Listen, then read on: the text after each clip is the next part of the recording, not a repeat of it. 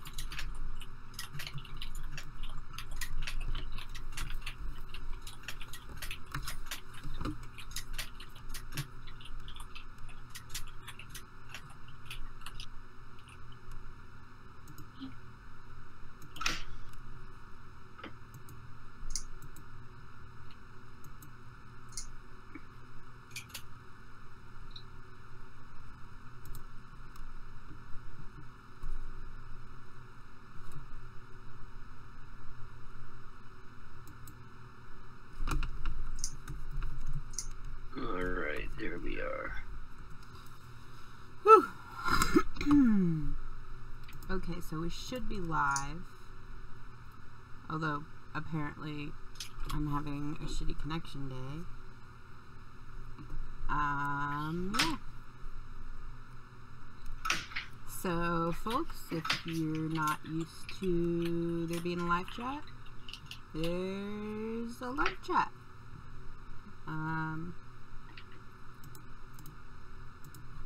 You can type in there, and I will see it, because I'm going to pop out chat. We're having some delays with the game installation. It's just being a pain in the ass. So.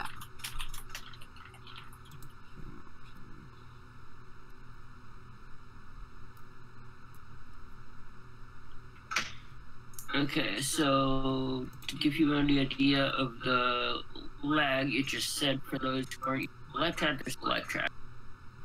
Okay. Well, we're live, so yeah. So all the world can hear you typing. I'm not sure if that's a good thing or a bad thing.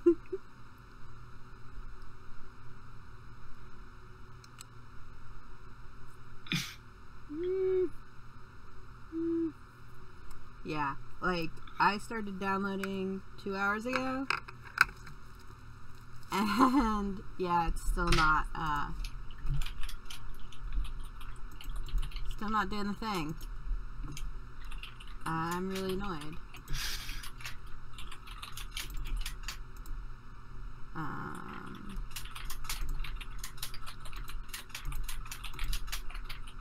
So I have my friend Emily on. And yeah.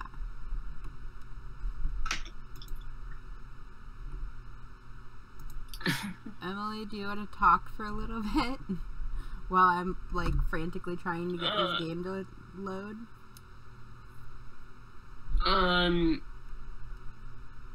Talk about,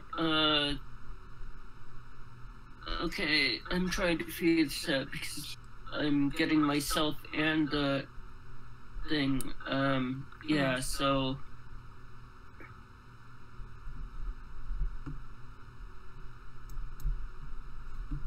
Like, I'm hearing 3 things at once, so I can either turn the sound off and not hear anything talk, which wouldn't be good, or I can try and be only in my own head and hear my own thoughts, which will be ridiculous because I'll be hearing 3 things bouncing back at me. Yikes. I'm going to... What I can do is I can mute myself on Discord. See if that works.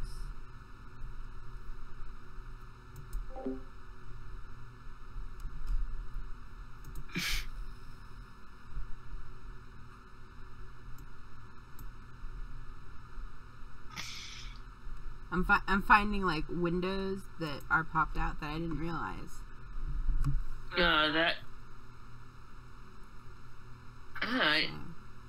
Yeah, let me try that too. That might be the thing. That. Well, I don't know, because we're streaming through Discord, aren't we? Yeah, we're streaming your voice through Discord.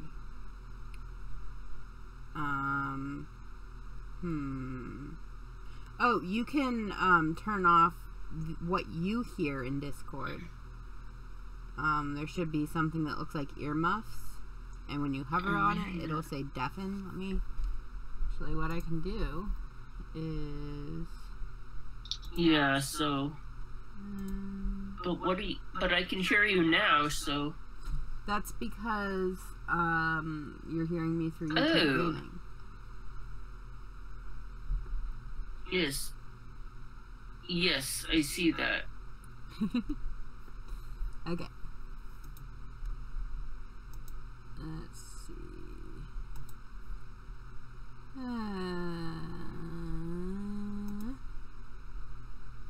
Okay.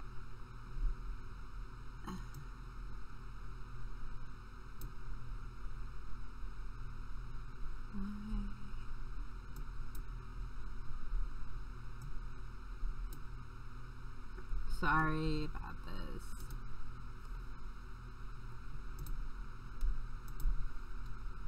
Okay. Can you see my window where I'm waving my... where I am in my Discord?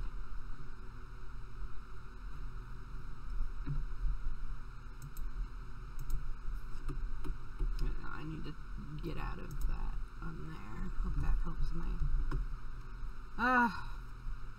I'm gonna be so annoyed if I end up not being able to play tonight because the internet is being unreliable, basically.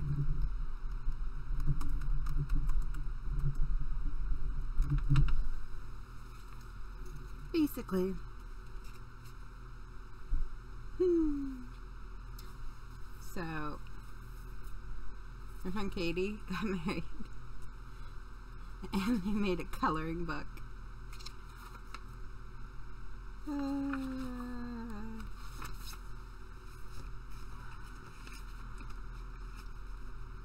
Sorry again about what a mess this is.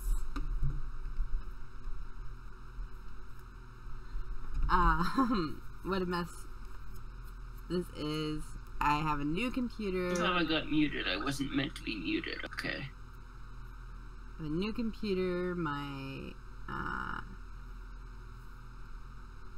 internet is I can't deafen myself without muting myself, apparently. Alright. That's odd. Yeah. I can hear you both, but I can both. Okay.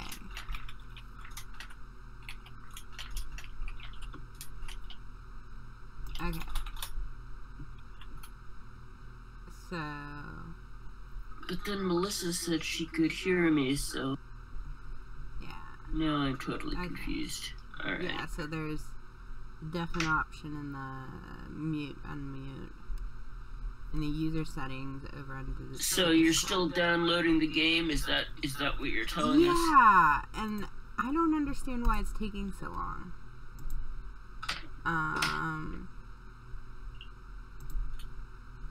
Yeah.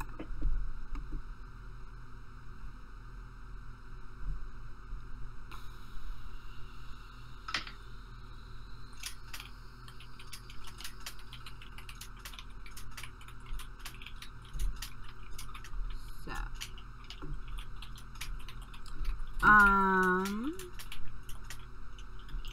I guess I can hop into Steam and see if there's anything that I can play for a short period of time.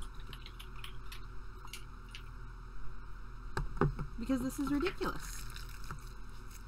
It literally went from like... Oh, you're not using earphones. No, I'm not. I could. That would probably help. There's always Outlast. Yeah.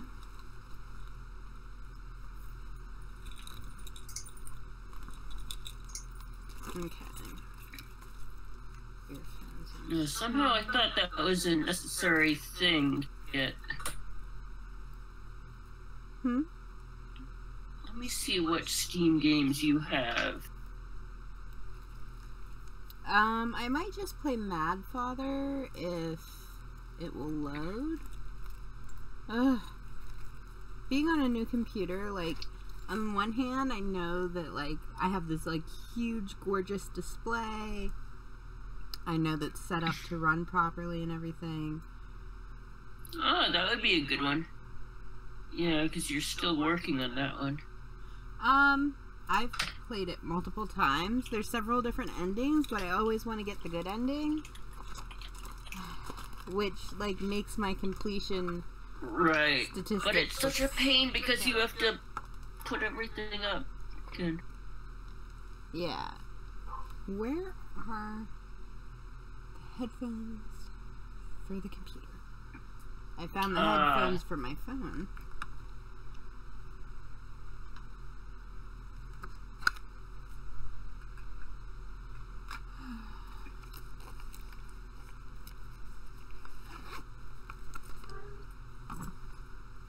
Timing on this is not great.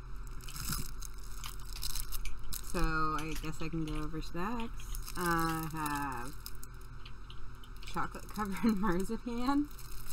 I found this. It is basically peanut butter with chocolate chips in it. I don't know. I saw it at Aldi's today, and I was like, oh, that looks interesting. Ooh. Apple.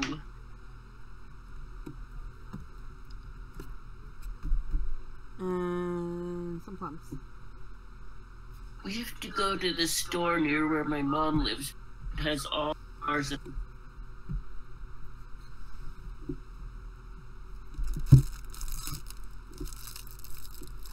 At all? Yeah,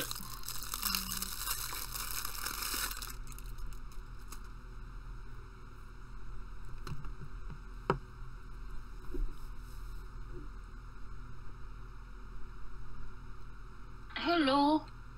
Hello.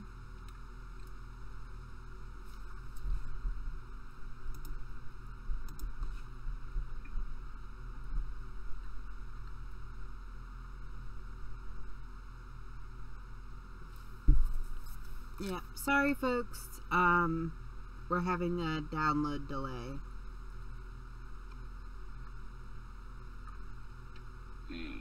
That looks yummy. Mm-hmm.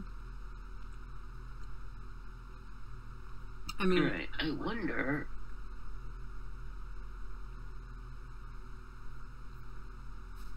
And maybe close Facebook and see what that does.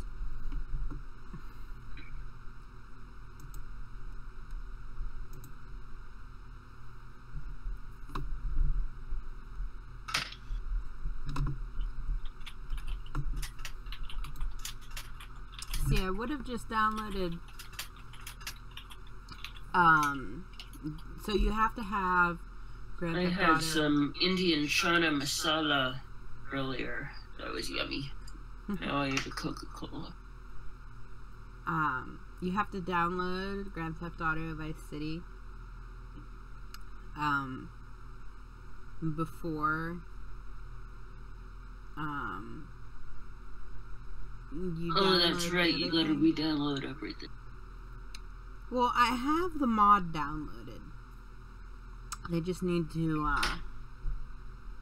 plug it in to the feed.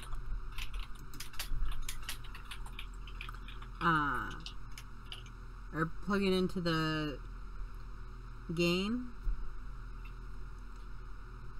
The problem is the main game, I'm having a hard time getting it to download. I didn't want to get it through Steam because I thought it might be like an issue where I can't access the root directory, because you need to be able to access the root directory to get the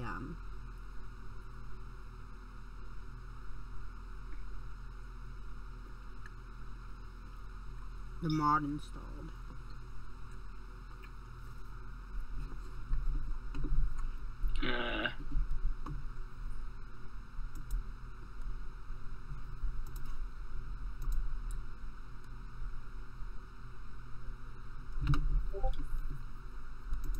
is obnoxious.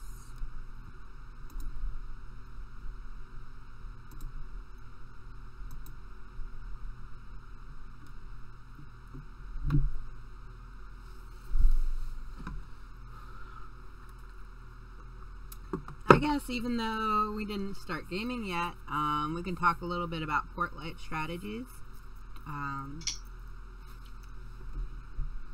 So port light does work around disaster preparedness and post-disaster. Yeah, that might be a good thing to talk about. Post-disaster stuff. Around people with disabilities. Right now, there are a bunch of hurricanes that just really screwed up some stuff. I have family in Puerto Rico. Mi abuela's mom was down there. Harvey and Irma didn't, she kind of brushed off any damage from that. But I haven't heard an update since Maria. So, that's nerve-wracking. So, yeah. Portlight is at portlight.org. And they have information, as well as a way for people to donate. As well, and if you are a person with a disability and you need information, resources, suggestions about how to deal with disability related stuff during a disaster, they are the people to contact. Also, if you're helping create a disaster plan and you need ideas, you should contact them.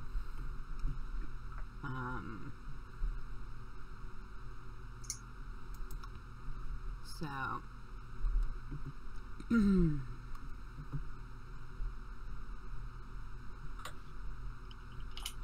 yeah.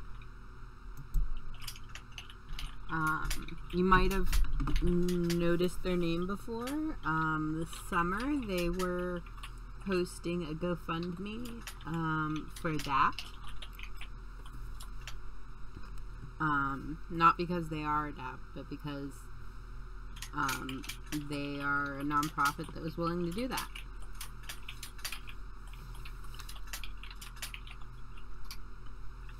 So they were founded in 1997.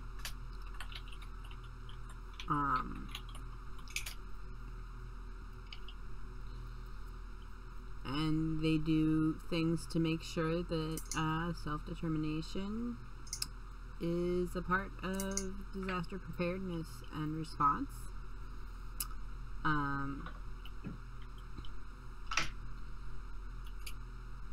So they also have a project called Disastrous Left Behind, which uses photos and photojournalism to look at inclusive disaster planning and like what happens when that doesn't happen.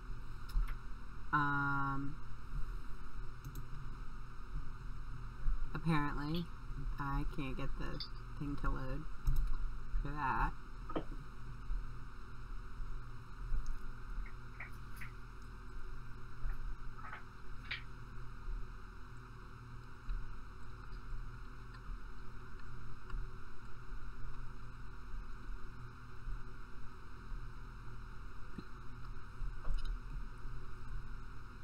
Oh, another thing is that they do have native Spanish speakers who can provide this type of support.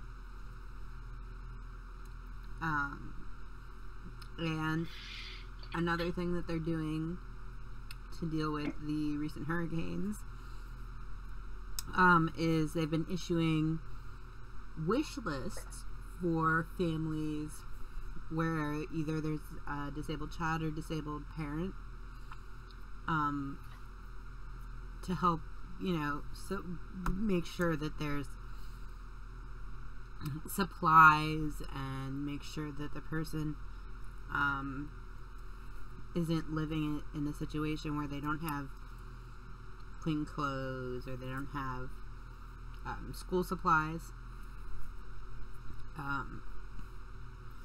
any of those sorts of things.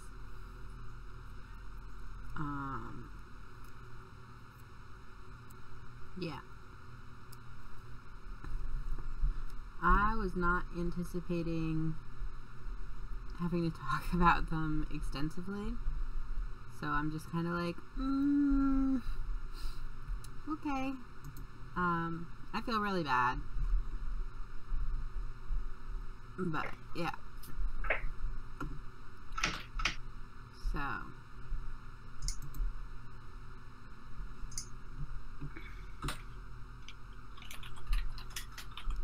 Emily, I'm going to be quiet for a little bit, and you can talk once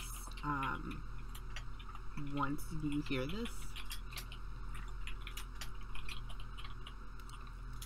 Yeah, after Hurricane you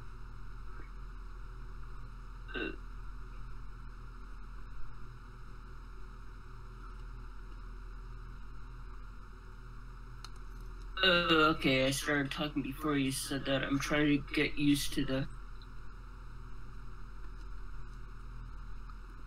Okay, so I'll just continue. After, like, you may recall, seeing people on roofs, seeing people, okay, I have to turn my volume off, I think, or else my voice is just gonna bounce back at myself. So you may recall the news footage recently. It brought back a lot of memories for me of Katrina.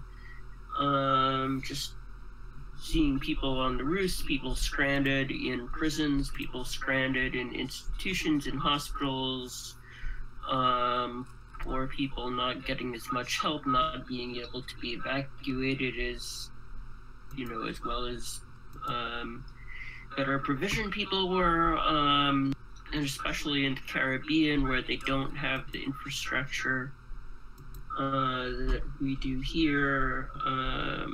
It was just horrific. Like, there's a lot of victim blaming that happens. People say, well, why didn't they get out of there? But there are all kinds of reasons. They might not have had the money to, they might not have had the resources. And a lot of people just don't want to leave their homes because that's where their homes are. So then a big storm like this comes, and like you can imagine, as the banner was talking about, the libraries being destroyed. The libraries are destroyed, the schools are destroyed. I remember I was in New Orleans a year after Katrina, and we were gutting homes, and we were, schools and all kinds of things. And one of the most surreal things that stuck out to me was all the calendars were still stuck on August 2005 because that was when the flood hit. And yeah, it's still hard for me to talk about it, but the disparities and who gets help, who doesn't, and Portlight Inclusive Strategies is really important because they get in there and they help the disabled people, right? So the people who need the most help are the people who are marginalized the most in society: people of color, Black people, disabled people, prisoners who are left in their cells, basically to die. There's a whole movie about that. I won't drown on that leve, and you ain't gonna break my back. That was done by Angela Davis and her group Critical Resistance. There's just so much, and so Portlight Strategies is bringing aid and relief to disabled people who, we have friends in New York City after Sandy who needed help to keep their ventilators going. So Portlight Strategies, helped crowdsource for people who would take shifts and go in and help and keep the ventilators going. So they're doing the similar sort of thing in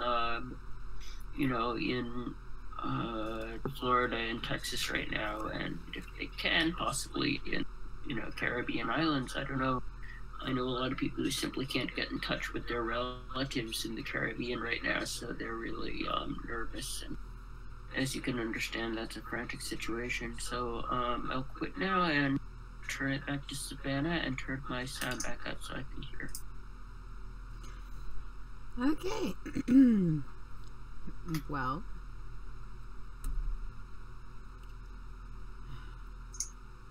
this game is still very, very slowly downloading. Yeah, so,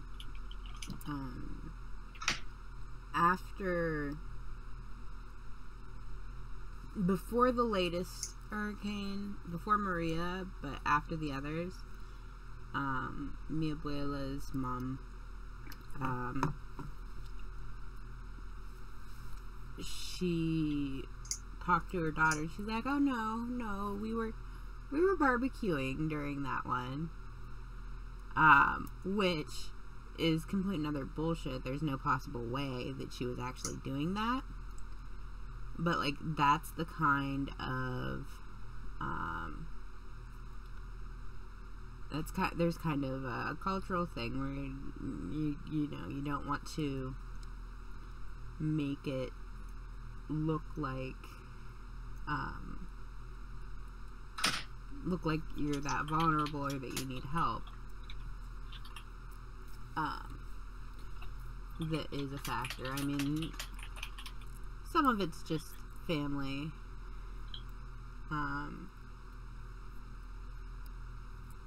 and some of it's, a broader cultural thing.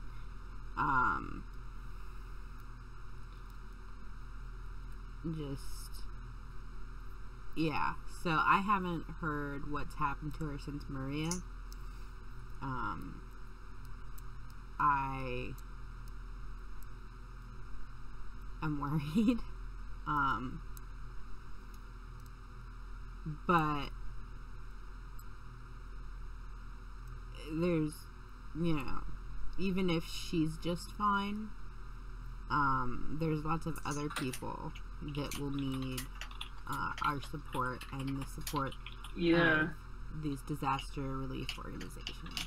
So, yeah.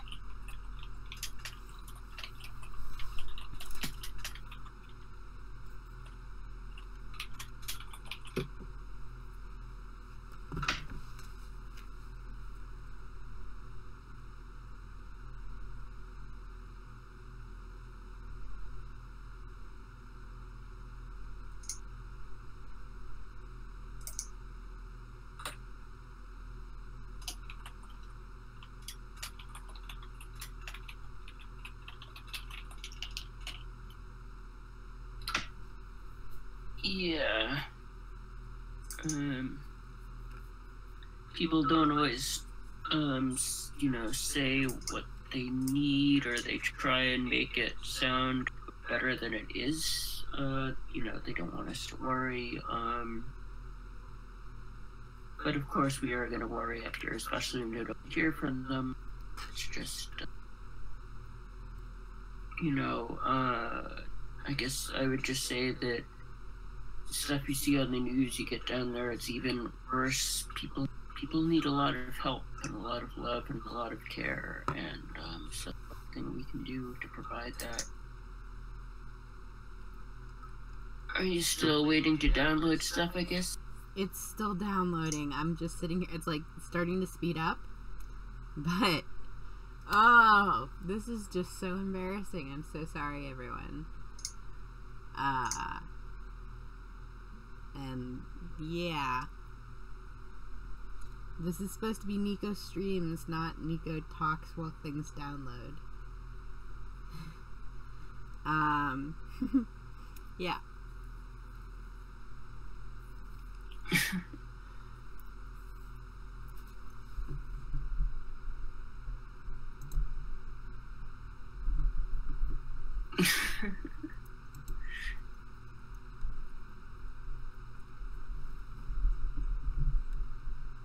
Wow, well, I mean, I don't know if you can play a video or something. We could always play some. Yeah. I don't know if Portlight has a YouTube video. Yeah, let's do that. Give me a second to look it up, and we can play that, and hopefully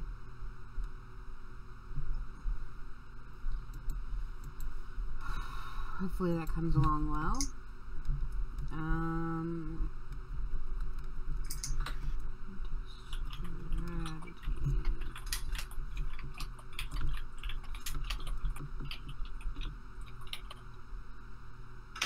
Aha, I found one. Okay. Are you gonna It's short, but it's one nevertheless. Okay.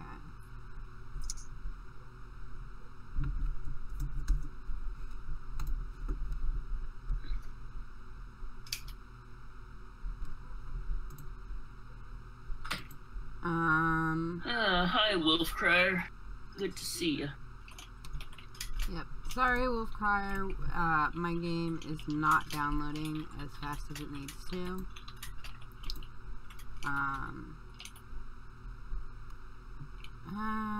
not what I wanted to do.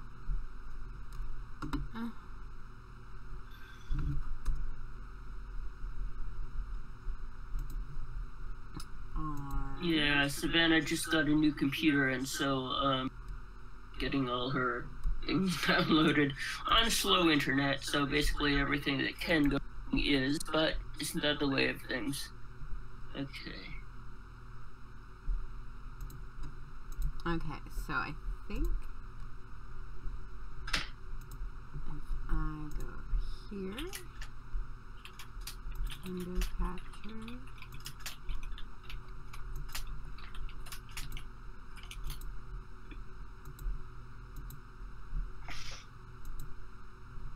Okay. So. Hi, I'm Paul Timmons. I'm the board chair of Portlight Strategies. We're a disaster relief organization. We're working really hard to try and mitigate and resolve some of the breakdown that's gone on in FEMA in the last 7 months around their disability infrastructure, and also doing some of the same sort of work with the Red Cross.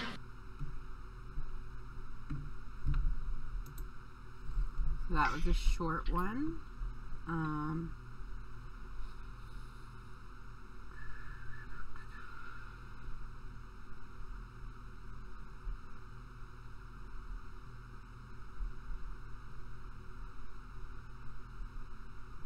not sure why they don't have their own. Yeah, I think that Rooted in Rights.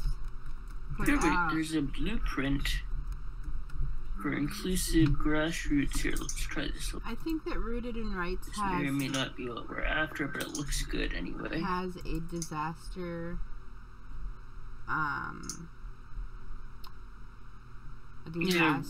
related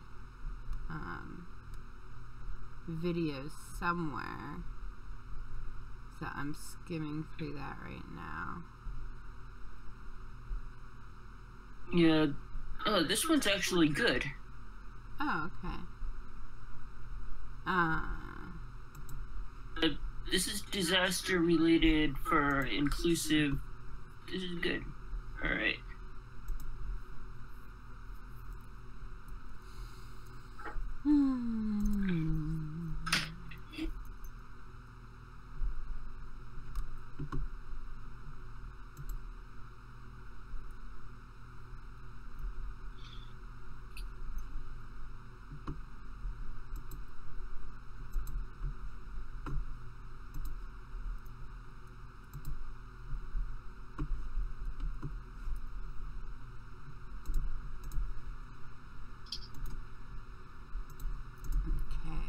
Copy the link address. Pause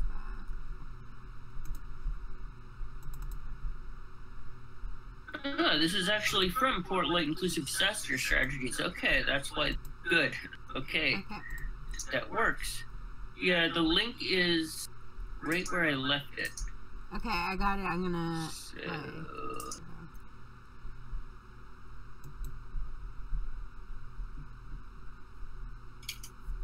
In a disaster with my son having a trach, things go to a whole nother level. When we lose power in the house, which we did, immediately my mind has to start thinking, how much battery power do I have on all his medical equipment?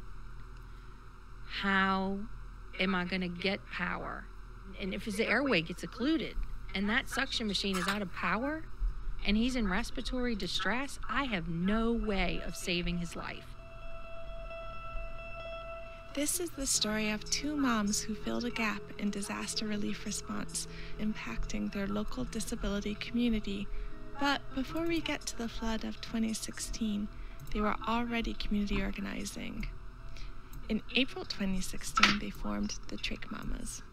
My name is Angela Lorio. I live in Baton Rouge, Louisiana. I'm Jessica Michaud. I'm from Denham Springs, Louisiana. Our logo has the name of who we are, Trach Mamas of Louisiana, and it's an outline of our state. And in front of that is an actual tracheostomy tube, which is the center of the lifeline for our kids. That's actually what goes in the hole in their neck straight to their lungs that has allowed our kids to be alive.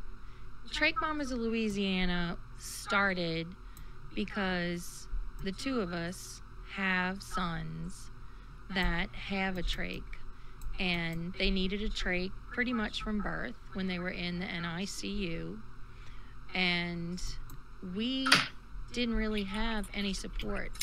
We had a lot of questions and not a lot of answers, and we felt very alone and isolated, having the responsibility of keeping our child alive. So we didn't want anybody else to have to experience that. We share our experience, the strength, that we have from learning things the hard way. We're available 24/7. We are there to walk the walk that we've been through to make it easier on the next mom. August 11, 2016, the rain starts at about 2 to 3 inches per hour.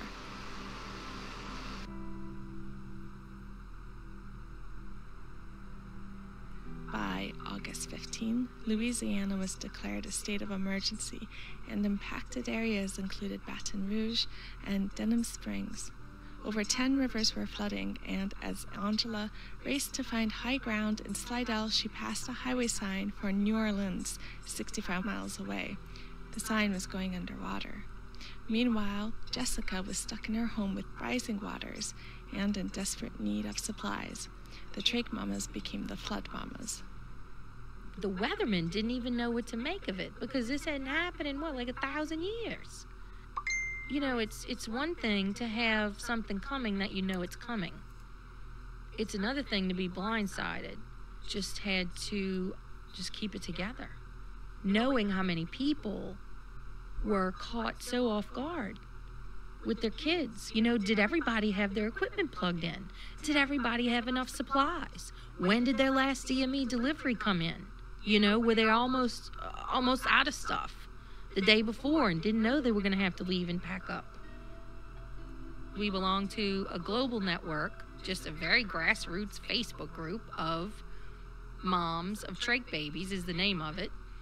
And we just sent out SOS from Louisiana that, we have people, they're flooding. That means you're going to lose all your supplies.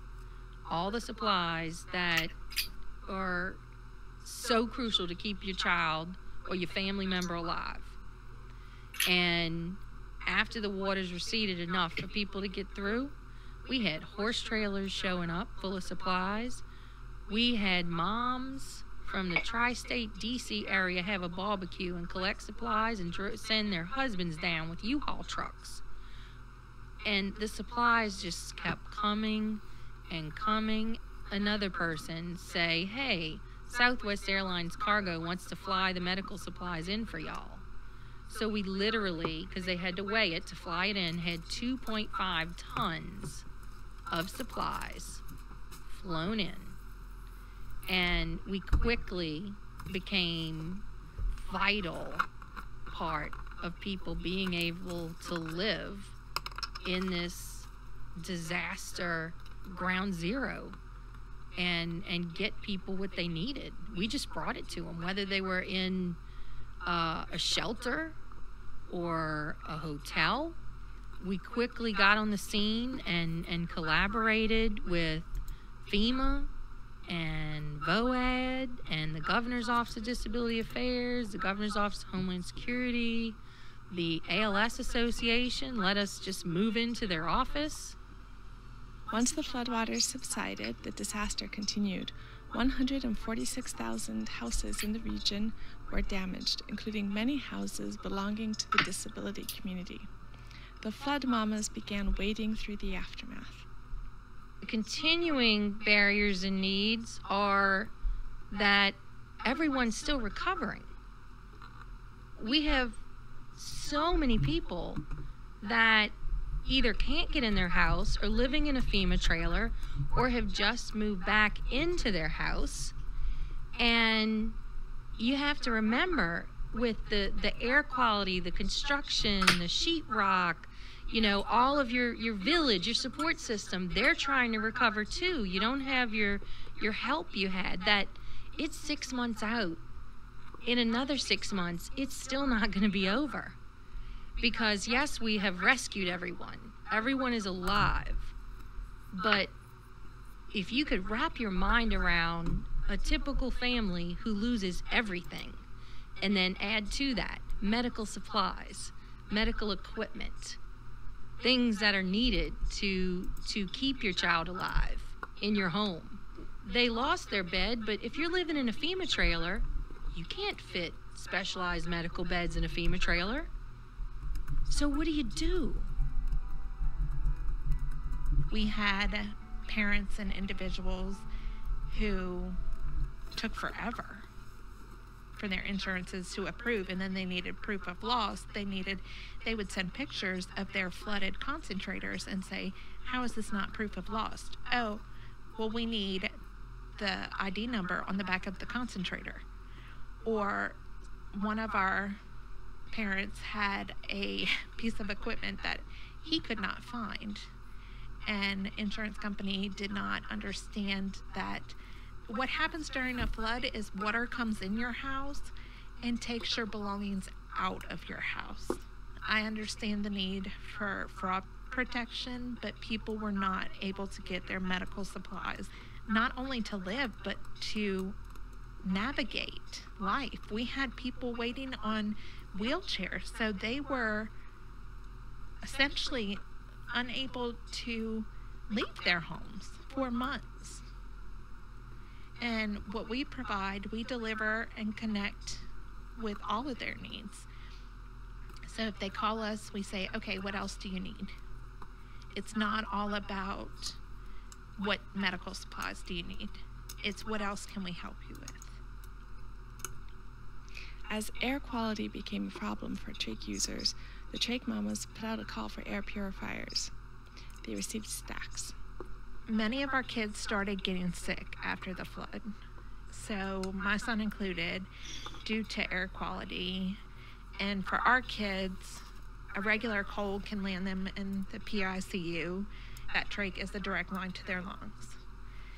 So you're talking about the mold particles, all the air quality was affected. And so we provided everyone in our group with those purifiers. And that was such a blessing for all of our families that reduced illnesses after the flood. We have guesstimated from all of our records and all reports of all the other organizations that we help, somewhere in the neighborhood of 2,500 to a little under 3,000 people, and that's still counting, because we just got a call yesterday from FEMA of someone in need.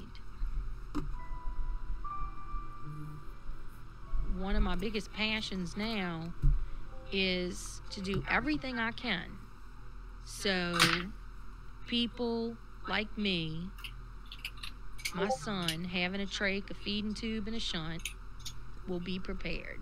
And they can rest at ease because no matter what happens, they're prepared and they know what to do. Our main goal during the flood was started off to save our kids. And then it became very relevant that we had to reach farther. And it's kind of encompassed the whole disabled community. And I think we have the ability, for lack of a better phrase, to kick ass and take names and to speak up for those who can't speak up for themselves, and to hold those accountable who need to be held accountable, and say, this is what we need and you have to hear us, because we won't be silenced. And I think this flood, we made our voices heard, and I don't think we're going to shut up for a long time.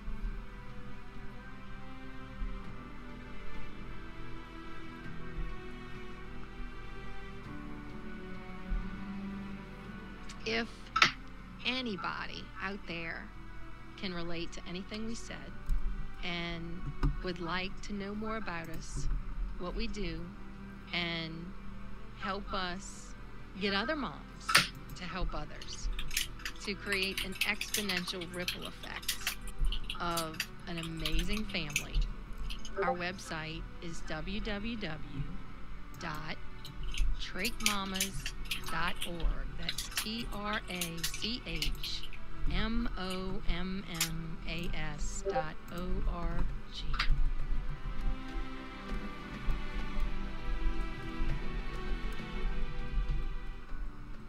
This was produced by Stephanie Heidel with co-pilot Darren Moyle for Portlight Inclusive Disaster Strategies. To find out more, go to www.portlight.org.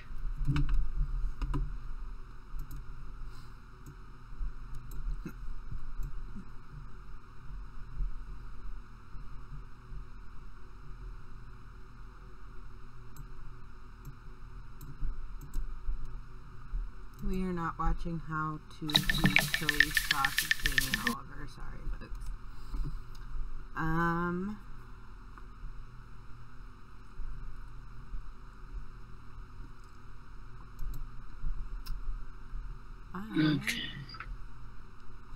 I'm looking for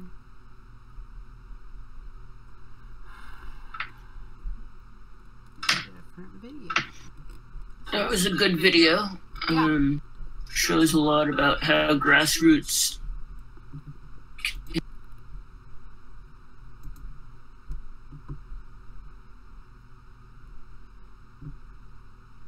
Uh-oh. What you looking for?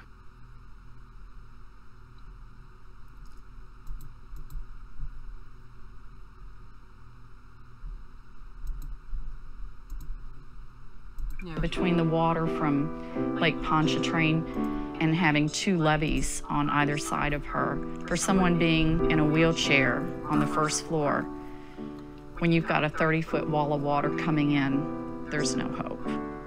I met Benny when I was about 19, 20 years old. The first day that we met was actually in an Italian class. In a very sweet voice, she said, "Hi, my name's Benilda, but my friends call me Benny."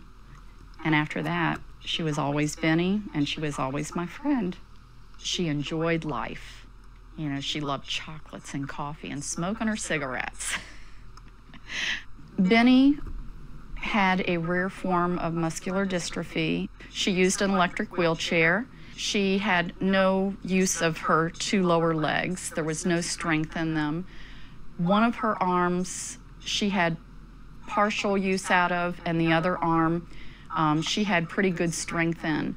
But then as the years progressed, she was losing some of the strength. She could cook. She always lived, of course, on a first floor apartment. She had a shower that she could go into. So joy of life and independence were the two most important things for her personally. She wanted other people with disabilities to have comfortable lives, to make sure that they were protected, that people didn't take advantage of them. She volunteered with a bunch of disability rights organizations. Anything that she could do to get involved and give back.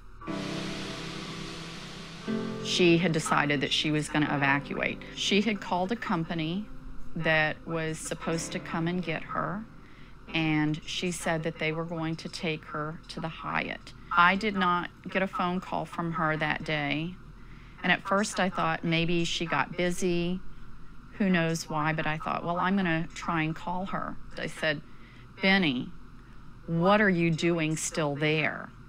She said, Pam, they've abandoned me. She said, yes, I spoke to the driver.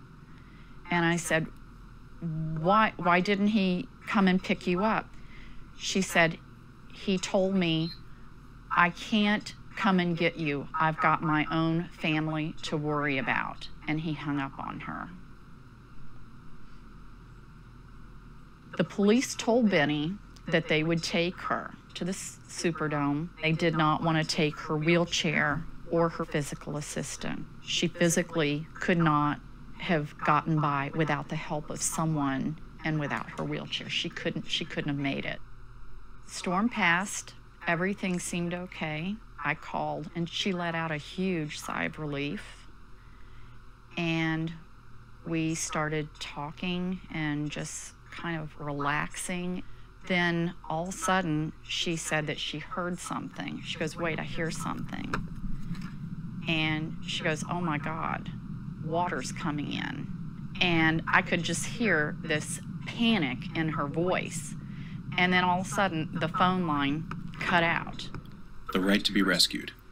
Click here to watch the whole film now. Okay. Oh, and we're going to watch the next thing.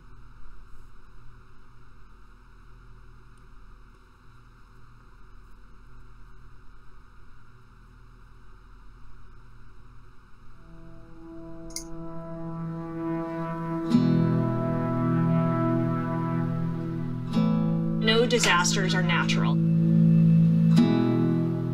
When you know in advance who is likely to be the most harmed by a disaster and you don't do anything about it, then that is a choice. There goes the Whose downloading. lives are more valuable and which ones aren't as valuable.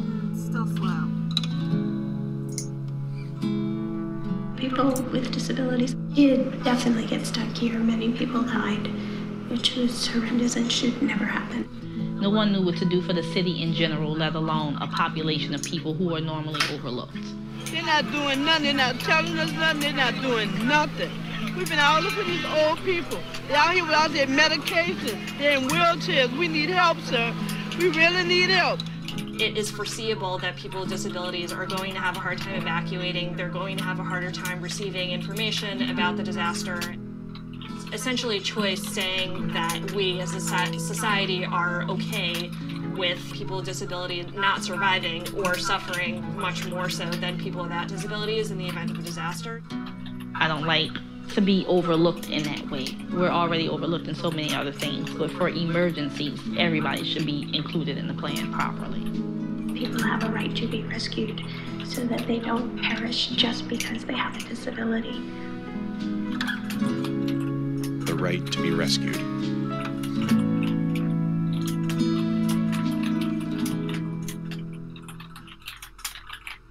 Nearly 500,000 people with disabilities lived in the counties and parishes affected by Hurricane Katrina in Louisiana, Mississippi, and Alabama.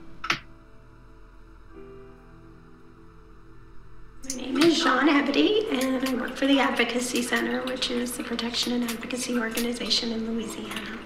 In 2005, New Orleans had nothing special for anybody to be rescued. It was just get out of town. So, of course, many people could not get out of town either because of disability. They had a family member with a disability, or they had no money. Or affordable medium income to low income areas of the city were hit the hardest. People in poverty have a harder time getting out, and it just so happens that there's a large percentage of people with disabilities that live in poverty. You have to think about every single aspect of life. I think a little bit more than most people who can jump in their car and pack their kids up and just drive off. You can't do that. You have to see who's going to take you, where you're going to go, how you're going to get there. Someone may just have a physical disability like myself, but then you may have someone who is ill with cancer, and you may have someone with asthma. Like, you have to think about all those types of things. My name is Earl Robichaud. I live in Berwick, Louisiana. I was diagnosed with Burkitt's lymphoma in July of 2005 and eventually placed in Charity Hospital in New Orleans. And then Katrina hit August 29th. I was placed in a special isolation room, and that was to prevent infection. The air condition is very low. Usually they keep it around 50, 55 to reduce bacteria counts. Hopefully the antibiotics will work. If they don't work, you'll just die. It was when the levees broke and the water came that the problems really started occurring. The generators were in the basement, so they got flooded. And of course, we had no power as a result. So I went from a room that was like 55 degrees to a room that was like 115 within, say, 3 hours. The only way I could think of surviving the whole thing was to strip down to my underwear and just lay in the bed very still. I was on a gravity drip IV, and I just laid there for 5 days and watched helicopters fly around the building. So we were probably the last hospital to be evacuated on day 5. First responders were great. It's just that they came there 5 days later. I feel lucky. I knew it was kind of bad, but I know it was really, really that desperate, for so many people. When we left and we saw the devastation that was going on, there's no way, I know I wouldn't have been able to survive that. I lived in New Orleans East. I stayed on the 2nd floor in my apartment. No one would have been able to come to rescue me because the water had hit so fast that it was, people who were back there were just stuck. I have a good friend who died, who was uses a wheelchair and was on an overpass for days. And so she didn't die there, but she ended up with complications. She probably died about 6 months later. It was horrible for many. For people with disabilities, the impact is greater. My name is Pam Minning, and I used to live in New Orleans. I met Benny when I was about 19, 20 years old. The first day that we met was actually in an Italian class. In a very sweet voice, she said, "Hi, my name's Benilda, but my friends call me Benny." And after that, she was always Benny, and she was always my friend. She enjoyed life. You know, she loved chocolates and coffee and smoking her cigarettes. Benny had a rare form of muscular dystrophy. She used an electric wheelchair. She had no use of her 2 lower legs. There was no strength in them. One of her arms she had partial use out of, and the other arm she had pretty good strength in. But then as the years progressed, she was losing some of the strength. She could cook. She always lived, of course, on a 1st floor apartment. She had a shower that she could go into. So joy of life and independence were the 2 most important things for her personally. She wanted other people with disabilities to have comfortable lives, to make sure that they were protected, that people didn't take advantage of them. She volunteered with a bunch of disability rights organizations. Anything that she could do to get involved and give back. She had decided that she was going to evacuate. She had called a company that was supposed to come and get her, and she said that they were going to take her to the Hyatt. I did not get a phone call from her that day, and at first I thought maybe she got busy, who knows why, but I thought, well, I'm going to try and call her. I said, "Benny, what are you doing still there?" She said, "Pam, they've abandoned me." She said, "Yes, I spoke to the driver." And I said, why didn't he come and pick you up?" She said, "He told me, I can't come and get you. I've got my own family to worry about." And he hung up on her. The police told Benny that they would take her to the Superdome. They did not want to take her wheelchair or her physical assistant. She physically could not have gotten by without the help of someone, and without her wheelchair. She couldn't have made it. Storm passed. Everything seemed okay. I called, and she let out a huge sigh of relief. And we started talking and just kind of relaxing. Then all of a sudden, she said that she heard something. She goes, "Wait, I hear something." And she goes, "Oh my God, water's coming in."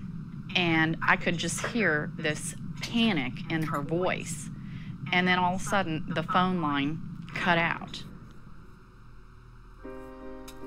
I tried calling on her cell phone. I tried all during the day, and I could not get through. Her physical assistant called here and said when she last left her, she was in water up to her neck.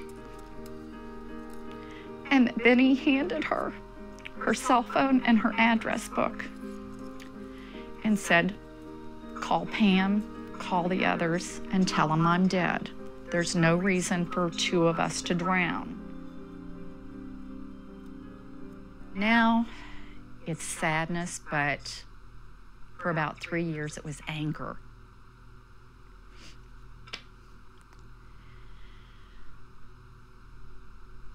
It shouldn't happen. My name is Adrienne Weibgen. I'm a staff attorney at the Urban Justice Center Community Development Project in New York, and I'm also the author of the article, "The Right to be Rescued, Disability Justice in an Age of Disaster." The right to be rescued refers to the idea that people with disabilities have a right equal to that of people without disabilities to receive emergency services. In California, disability rights advocates brought a lawsuit against the city of Los Angeles alleging that the city's plans violated the Americans with Disabilities Act and the Rehabilitation Act, and the parties negotiated a settlement to improve emergency plans in those areas and make them more responsive to the needs of people with disabilities. In New York, disability rights advocates brought another lawsuit which again alleged that the city's emergency plans violated the ADA and RA, and the court enumerated very specific ways in which the city would have to revise its plans in order to be compliant with the ADA and RA. Unfortunately, I do expect more cities and states to be sued, and I say it in that manner because they could avoid being sued if they revised their plans sooner, and I think that that is going to happen in some places, and it's already started to happen in some places, so I think that that's a positive sign. I don't think people should wait to be sued. Emergency planners have to think about space, like where they're going to put people, how they're actually going to organize people according to their needs. Assistive devices, communication devices are of course extremely important to people who depend on those day to day.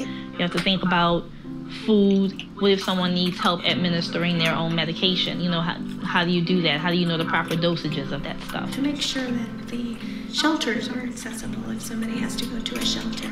To make sure that to get to the shelter, that the transportation is accessible. It's a lot.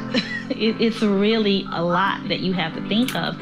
You need to reach out to the disability community, and nobody can tell you what they need better than getting it straight from the horse's mouth. You know, there needs to be communication. You look back and you wish. We can't do anything about the past other than learn from it. And shame on us if we don't move forward. My name is Charlotte Parent. I am the Director of Health for the City of New Orleans. What's been developed for us now is a coalition of people who work with people with disabilities, our seniors, which is a large portion of our population, to discuss year-long, what are the plans, what are you doing, how can we help you? When the emergency does happen, we're already at that point of being prepared for it. The original special needs registry began right after Katrina. They call in with the information. We do a one-page sheet to get some basic demographic information. Where do they live? Beyond the wheelchair, is there anything else that you have? When the evacuation would happen at that point, we would then look to say, okay, we've got this person, they live in this particular neighborhood, they're in a wheelchair, so they're gonna need a lift bus to pick them up. And then we dispatch from there and get the right persons into the right places once the evacuation is started. We feel really good about what we're doing and that we're doing the right thing to prepare our community. Everybody definitely has a right to be rescued. Everybody on this earth deserves to be taken care of and to be thought of as a human being. You know, people with disabilities, elderly people, whomever, you know, we all need help in some way, shape, or form. People with disabilities have a couple extra things, but I mean, we still need to be rescued. We need to be thought of. Every city is going to have some kind of evacuation plan, and is going to need to think about how to make that a plan that works for everyone. The worst case scenario, and we don't prepare as people die unnecessarily.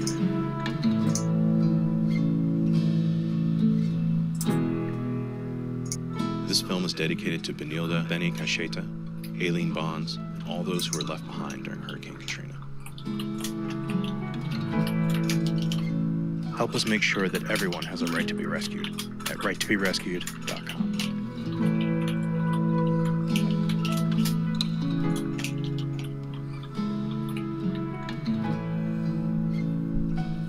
Special thanks, the Advocacy Center of Louisiana, City of New Orleans Mayor's Office and Department of Health, Adrian Weibgen, Jean Abadi, Ricky Aney, Earl Robichaud, Pam Minning, Charlotte Parent, Sarah Babcock, Katrina Melograna, and Brittany Washington.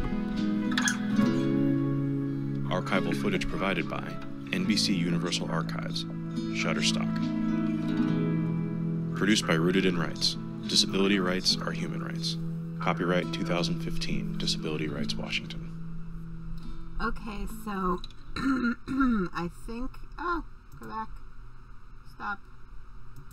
I think what we're gonna do is that I'm gonna have us check out the Right to be Rescued site, and then when we're done with that, the game should finally oh no, have loaded. Like, I am so annoyed right now. I'm so sorry, guys. Alright. So,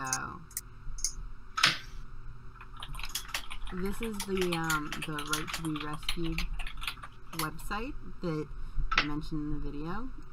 You can sign up to host a screening of the entire film.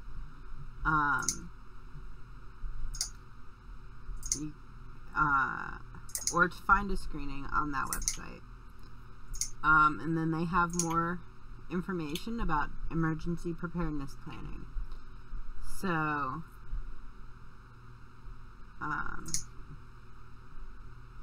yeah. They do link to Portlight Strategies. They have a Red Cross emergency preparedness link.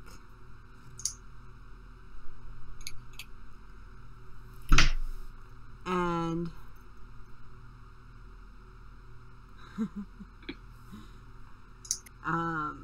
they have links to various settlements that might be helpful.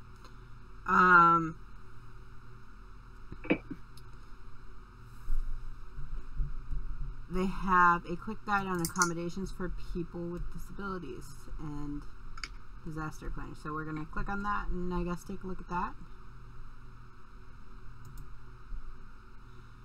Yeah. So, principles for inclusive emergency planning. On-the-fly solutions will not work. So, in the video they talk a little bit about how, you know, you have to make sure that you have a van with a lift that's actually going to show up. Lift van fleets are often very small. And that's even putting aside having drivers available that are going to be dedicated enough to be able to show up, to have a backup plan so that they can do their job and know that their family is being safe.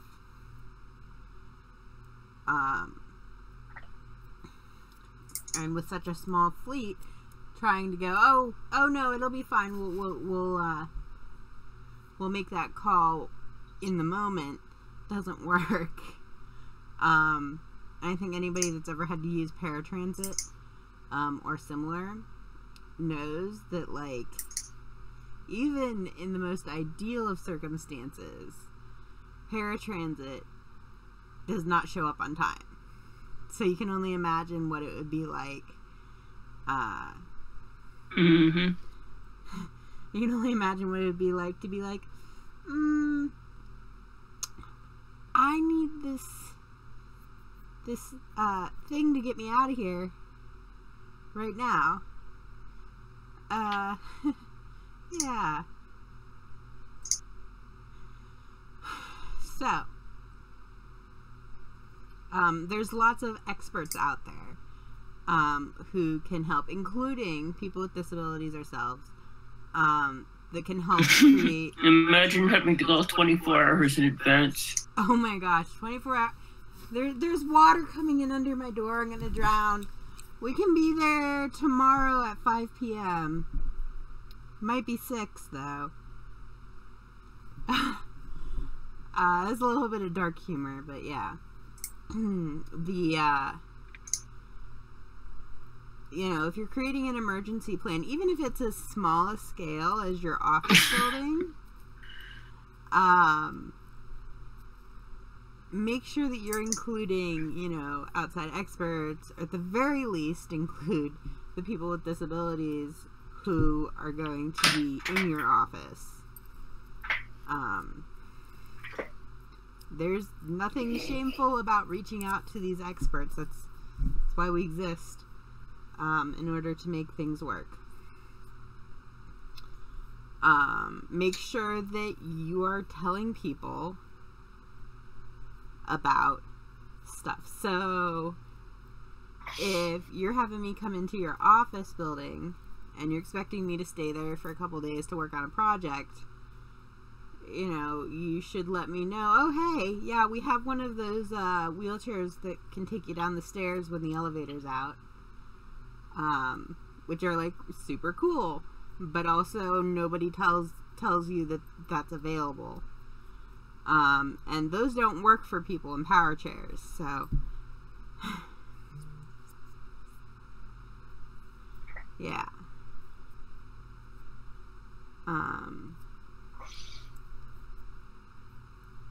Make sure that if you know there's somebody in your building, that local emergency preparedness know that, hey, you know, we have this plan set up, but there's a possibility we might need outside help to help with this.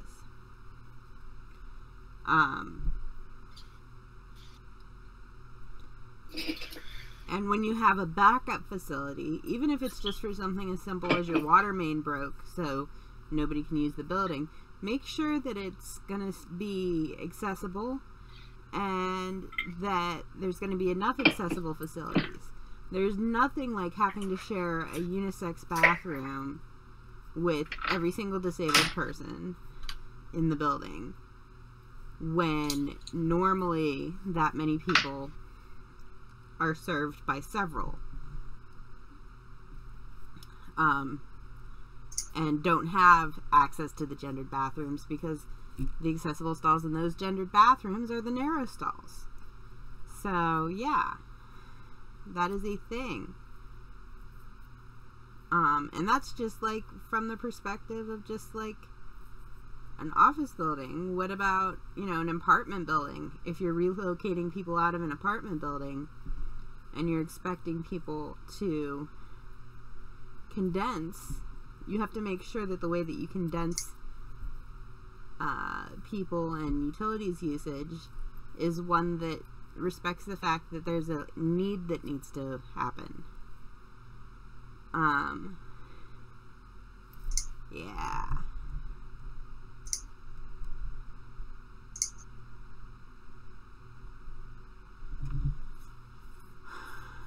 Don't just assume just mobility disabilities. Obviously, cognitive disability can be a significant issue. Hearing disabilities can be a significant issue. Yeah, planning for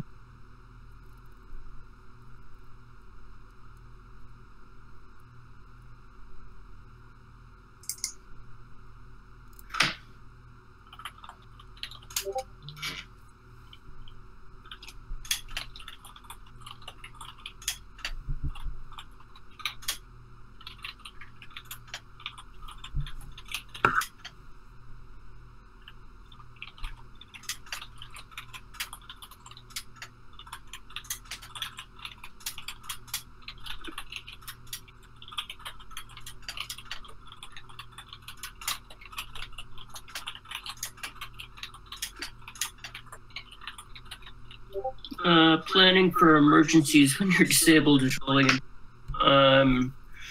So having a plan in place, making sure that any provider agencies that you work with have a strategy, even getting together with your town,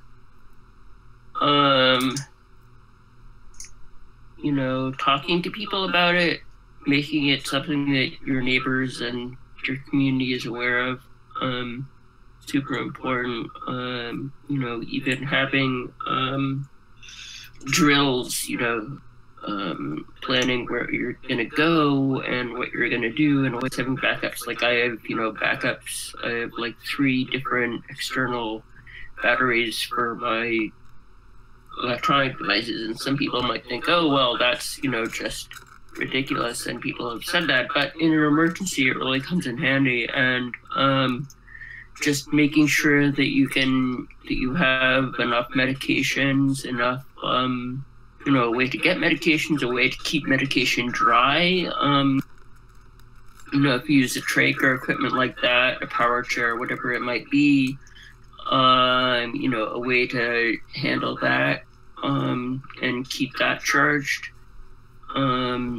Just especially, with all this climate change happening, and want to deny that climate change is a thing, but it is a thing, and so there's going to be more flooding, there's going to be more storms, there's going to be more of this, that, the other thing, so you really want to be prepared and just make sure everyone around you is cognizant and respectful of that and is willing to support you in being prepared and helping you in case of a disaster, because you don't want to be forgotten and left behind, as so many people are.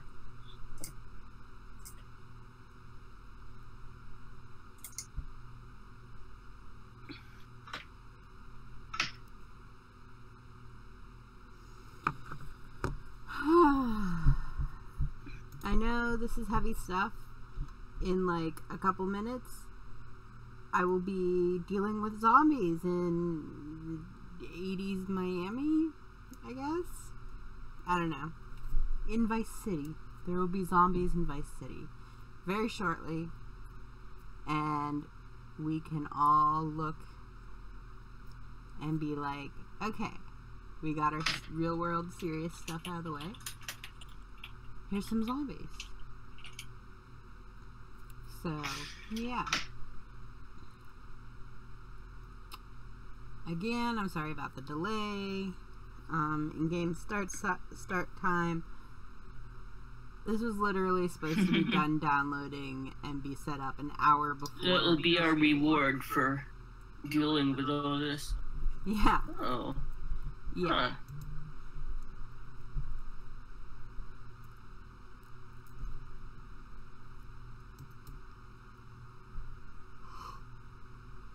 Huh.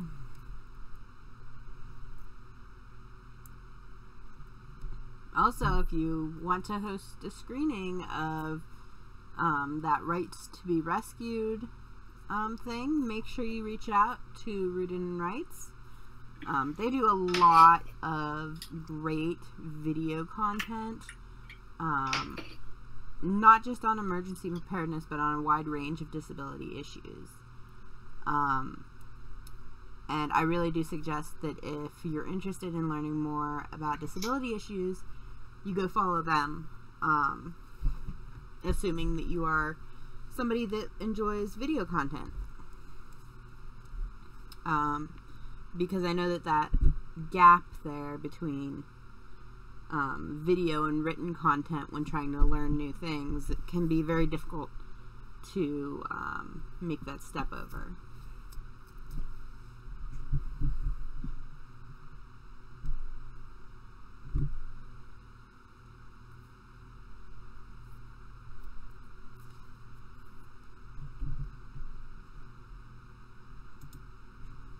Mm-hmm.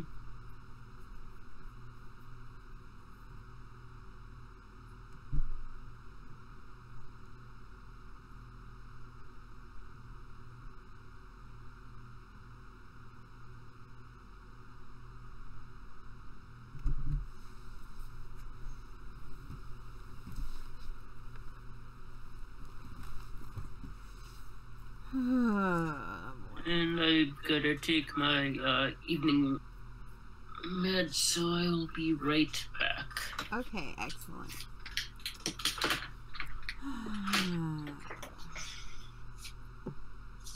But yeah.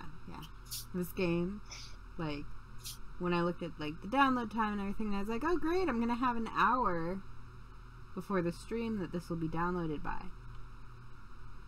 And we're an hour and a half into the stream and it's still not done downloaded.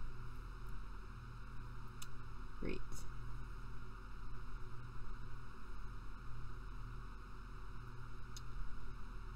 So, I guess let's see how folks are doing tonight.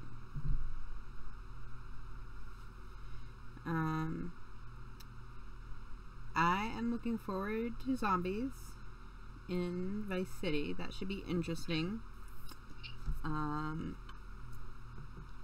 I have played Left 4 Dead on stream before.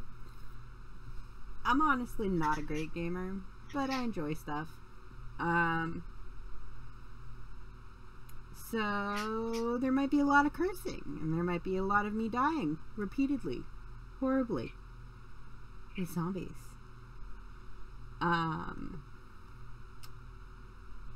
Yeah. I guess we can try.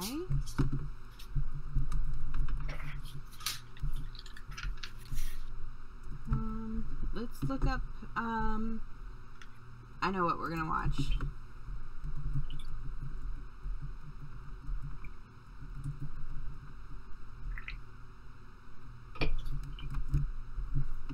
So,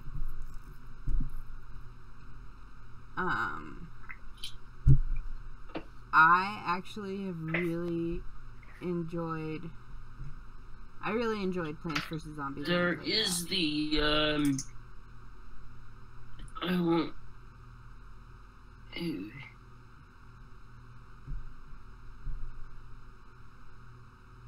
Okay, I'm gonna play this music video.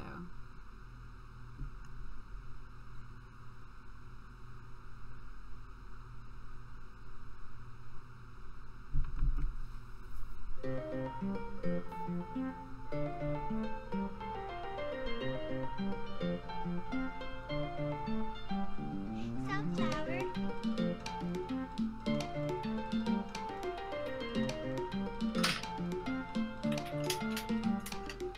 1, 2, 3.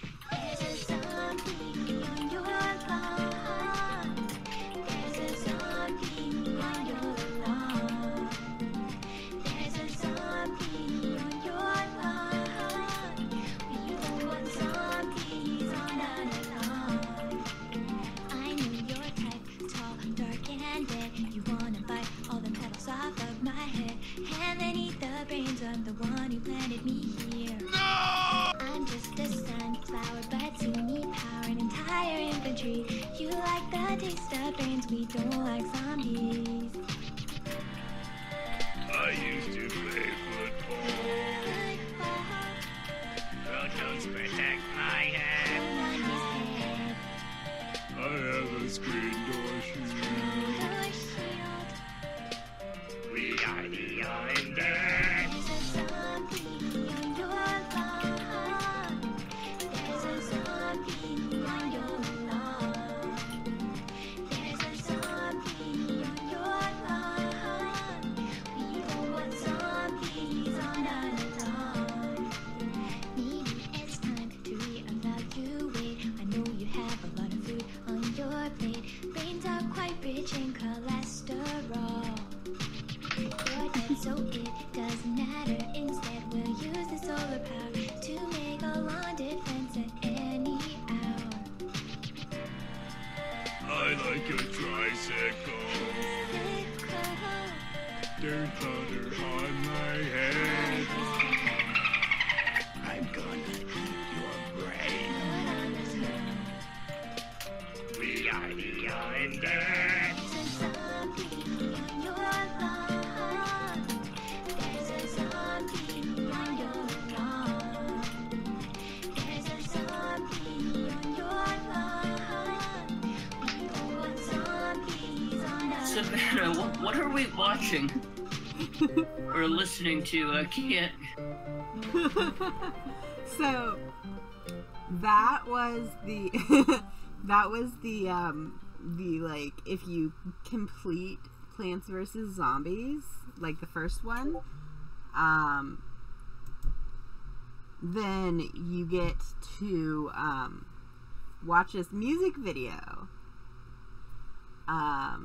of the There's a Zombie on Your Lawn song, which is hysterical.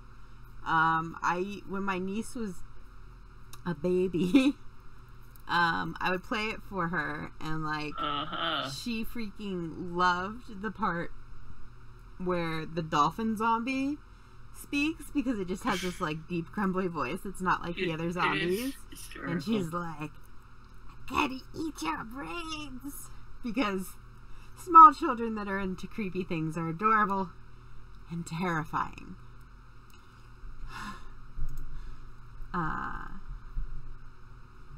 Yeah.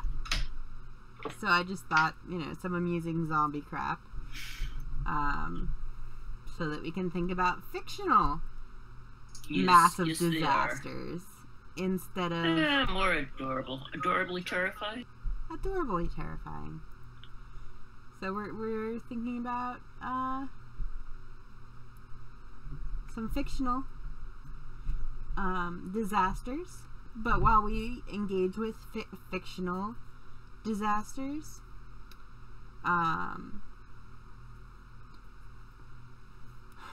we also need to try to remember that there are these real life disasters that can be world ending for the people experiencing them, and make sure that we go and support it. So I am curious about this Plants vs. Zombie Stop Zombie Mouth.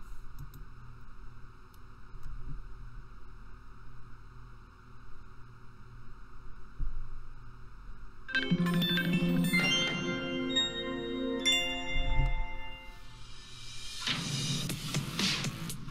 kind of like zombie breath. It's kind of my favorite thing in the whole world. Open up and say ah and make way for decay. I dig up teeth and crush them, and zombies say hooray. Get ready for black because I'm already here. I'm a yellow gunk on your teeth, all the dentist fear.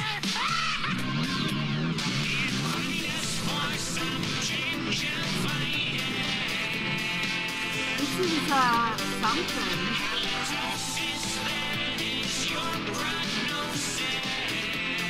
I should teach people, especially after your Halloween candy day.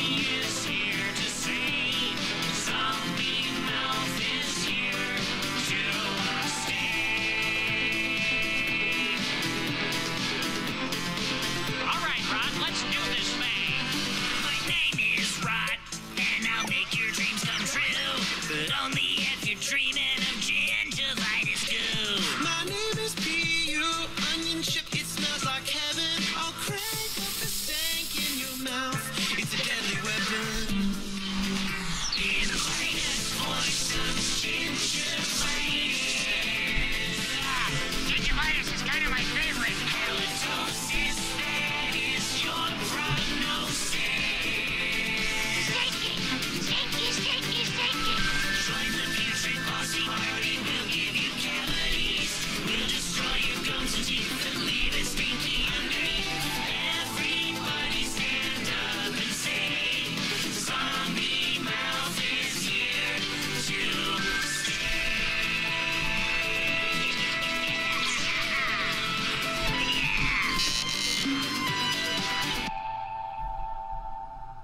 So, as you are binging on either the leftover candy or the candy that you've confiscated from your very young children, make sure that no matter how much of a sugar coma, or let's be real, how intoxicated you might be, brush your dang teeth. And the download's completed. I am just doing final setup. So let's try and see what they've come up with for the Windows Phone 7 game for Plants vs. Zombies with this disco zombie video.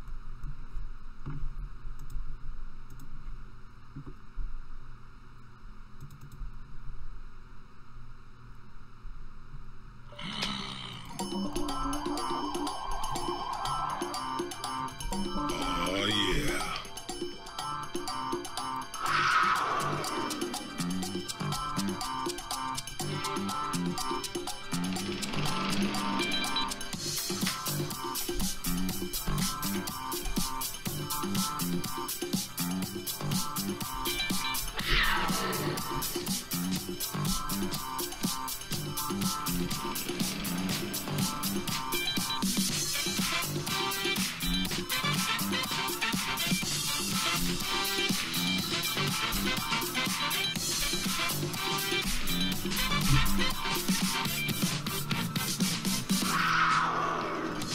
Plants vs. Zombies for Windows Phone 7. Funky.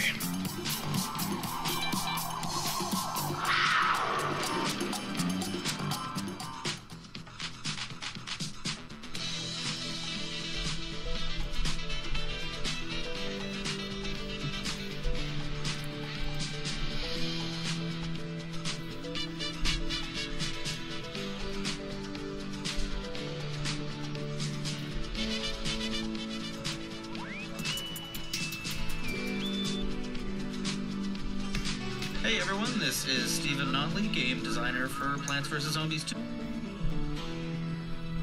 Oh, that noise is me. Okay.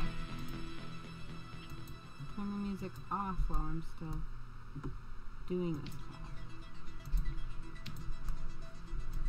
Nothing quite as obnoxious as setting stuff up for gaming.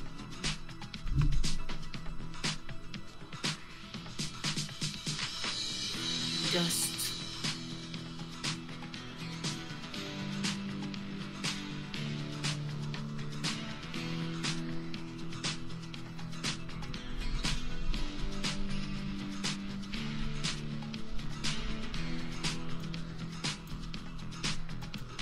It's not letting me toggle the music off.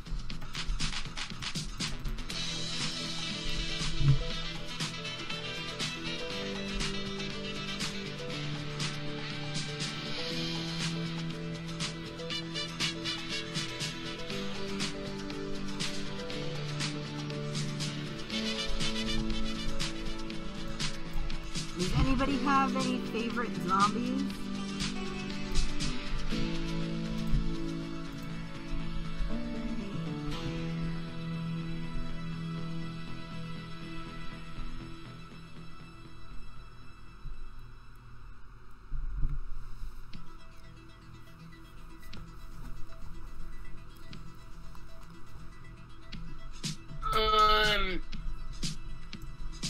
There's Read Your Brains by Jonathan Colton.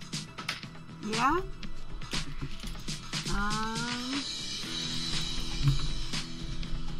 And my friend Zombie series that he's written, that's pretty cool too. So, I know that this is pretty cool.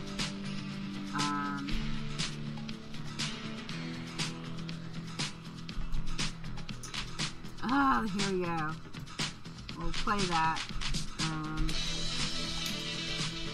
Of course, that's a book series, so, but there I just linked the Jonathan Colton.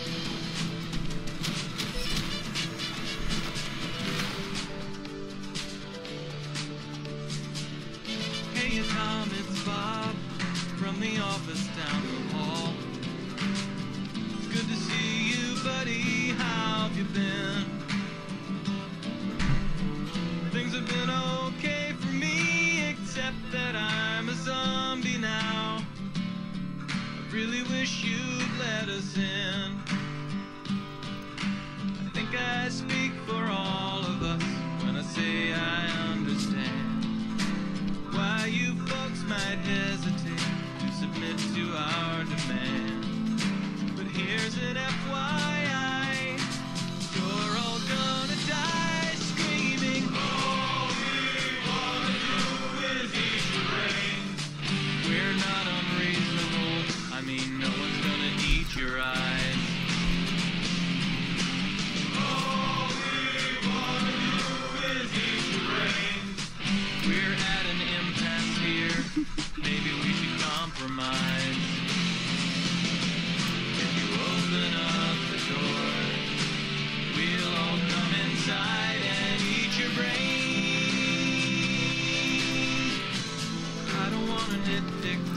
But is this really your plan?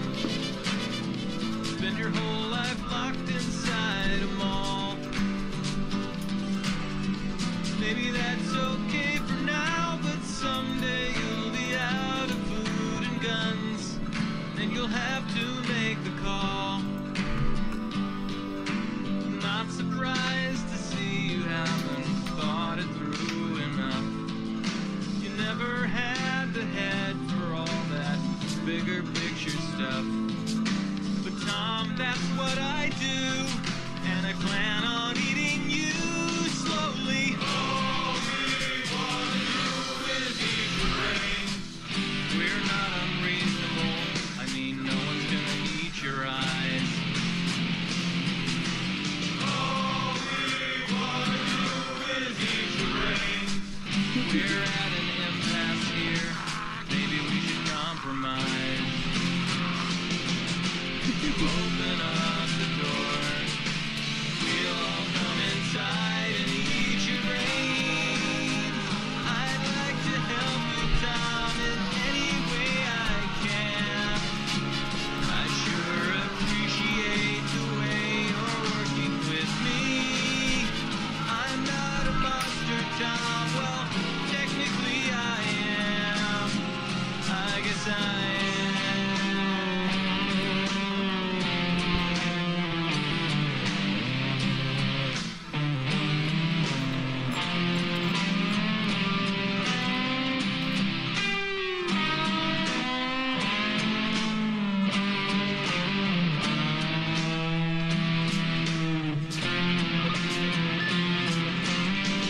Got another meeting, Tom. Maybe we could wrap it up.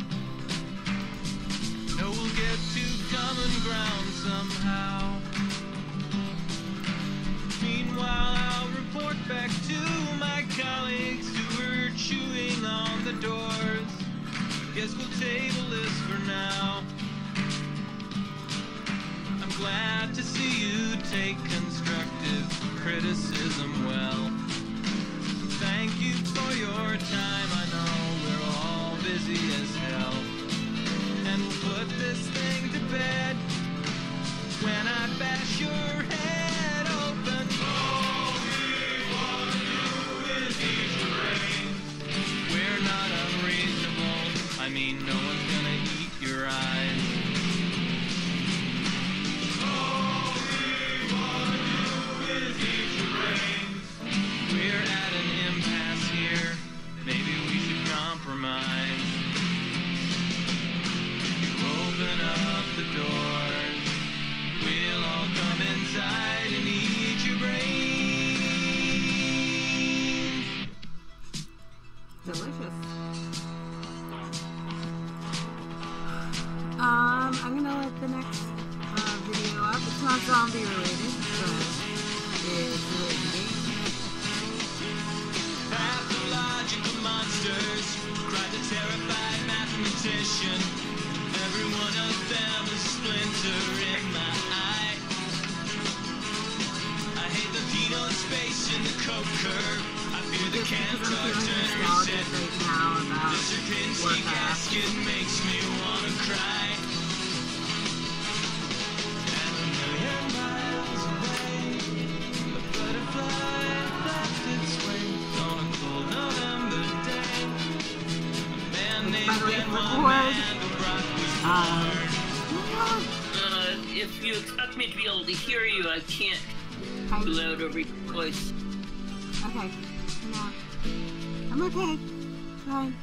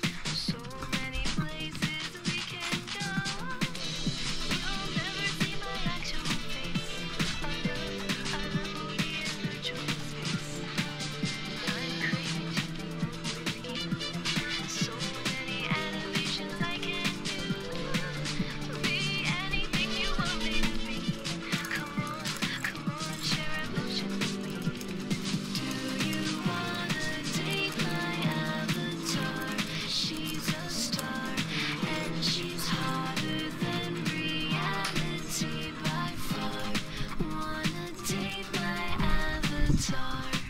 You can type commands. I've got slots for what I hold in my hands. Don't care what's in your character bank. How about a little take and take? Grab your mouse and stroke the keys. Here in cyberspace there's no disease. Pick a time, send a tab to me. Just pay a small subscription fee. Do you wanna date my avatar? She's a star and she's hotter than reality by far. Wanna date my avatar? Single white human, looking for group. My stats so high, you'll be out of the loop. Got a new elite staff that you can equip. Close your mouth up, ladies, it's superior dick. I'm a picture-based fantasy. I'm Ansel Stoic. A hack and slash who the heck's more heroic? Check me out, cloth armor fits me like a glove. Just Twitter a time, I'm ready for love. Places we can go. I'm better than a real world quest. You touch my +5 to dexterity rest. What role do you wanna play? I'm just a click away, night or day. And if you think I'm not the one, log off, and we'll be done. Do you wanna date my avatar? She's a star and she's hotter than reality by far. Wanna date my avatar? You wanna date my avatar? She's a star and she's hotter than reality by far. Wanna date my avatar? Date my avatar. You wanna date my avatar?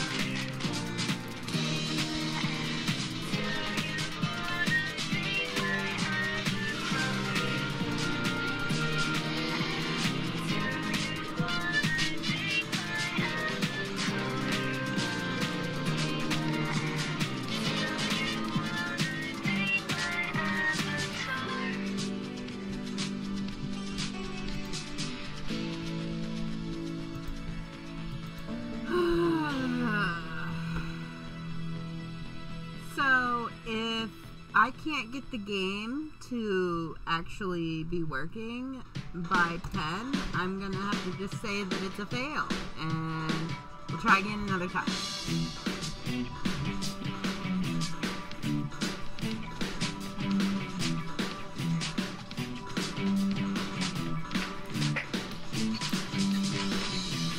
Oh, no, won't pretend I didn't see.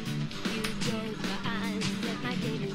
Don't know if you can read or if you see. Sometimes these things happen. This week's Wired magazine. Don't call it a fail, call it a practice run. They say that geeks become chic. So now you're out of style as you can be, and I'm in vogue. So you can bite me. To all the asshat jocks who beat me up in school. Now I'm the one that's cool. I'm the one that's cool. To all the wrong tweet bitches thinking they so cool. Now I'm the one that's cool. I'm the one that's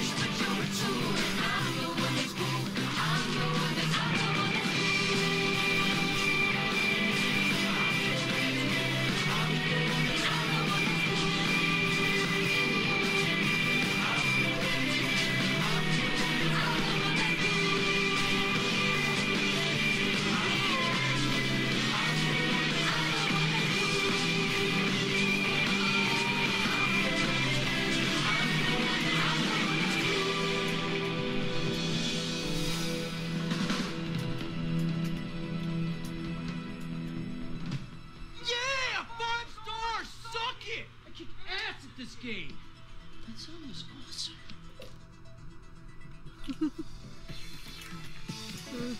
This one.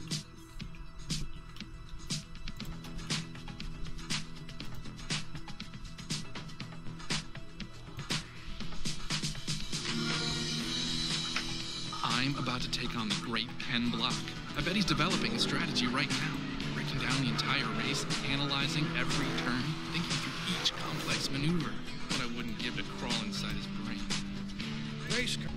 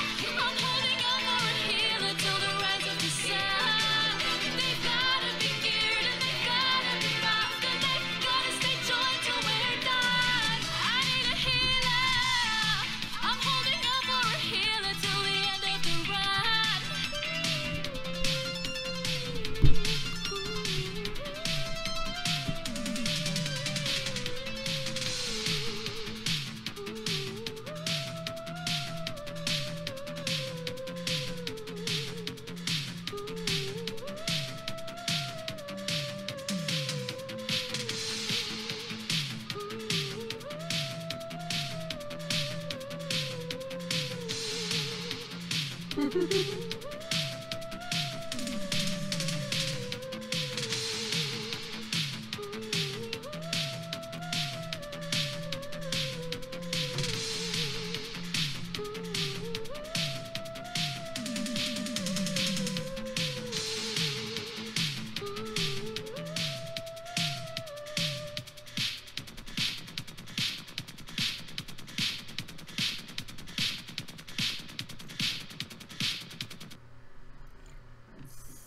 if this is a song or if I need to. Haha. Well now, we call this the act of gaming. But there are several other very important differences Oh between my real gosh. people and pixels that you should know about. Okay, this is hysterical.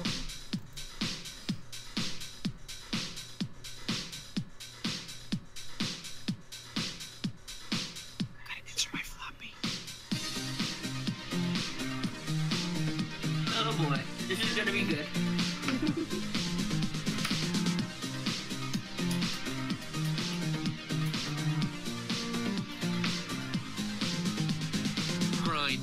Grind, baby, but not the leveling kind. I mean like playing WoW online and then a rogue gets you from behind. So here's your chance, drop my pants like we're raiding rule, but like the mushroom from Mario Brothers, you are just gonna get one up in your thunder bluff. Like a shaman in the buff, you'll love my totem where you PvP. I go for teens, I'm just like Blizzard and the ESRB. Stand up all night of teams, careening the caffeine. If you wanna raid late, I'll Mountain Dew ya. Cause my Metal Gear's like Solid Snake, hard to see, but I'm breaking into ya.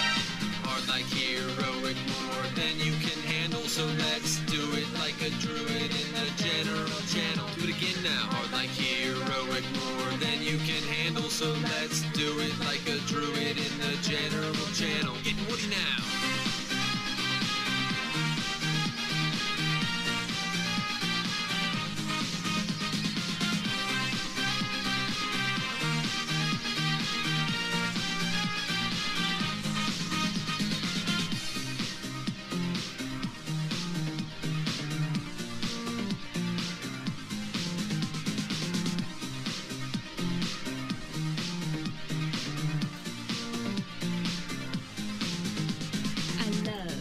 Purple-headed staff because it's epic. I think your Wii's the one for me because I'm swinging from the joystick, moving too quick, carrot on a stick, clicked on my button, alchemy. But I got this notion that my noggin fogger potion might give you the bone you need. Else you get small size like those ally guys, no vibes cause gnomes don't come equipped, and then we'll cyber like short circuit Johnny 5 with a microchip. Without a doubt, I'm an epic mount. If you got a lot of stamina, I'll smile and then come back once in a while. Don't wanna subscribe, just want the trial. Hard like heroic, more than you can handle. So let's do it like a druid in the general channel. Do it again now. Hard like heroic, more than you can handle. So let's do it like a druid in the general channel. Getting woody now.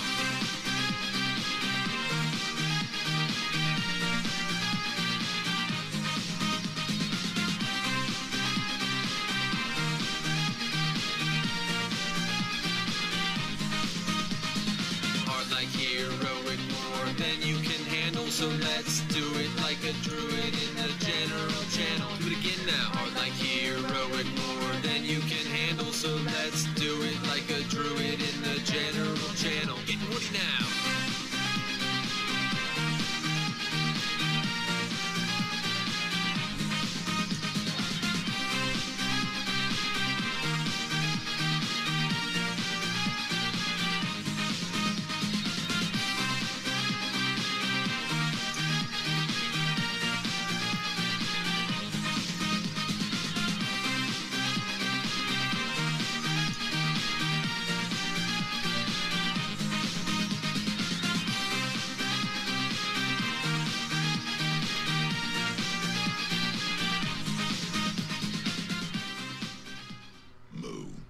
Are you happy now?